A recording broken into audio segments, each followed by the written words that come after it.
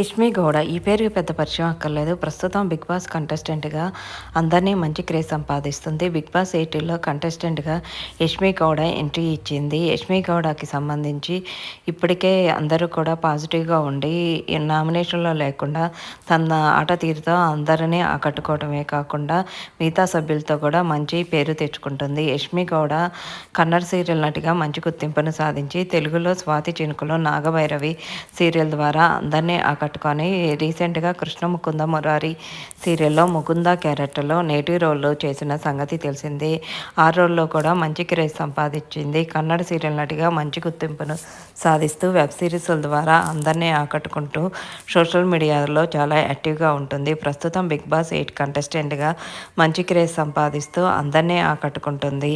ప్రస్తుతం big boss కంటెస్టెంట్గా Rashmi Gowda ని అందరూ కూడా ఆకట్టుకుంటున్నారు.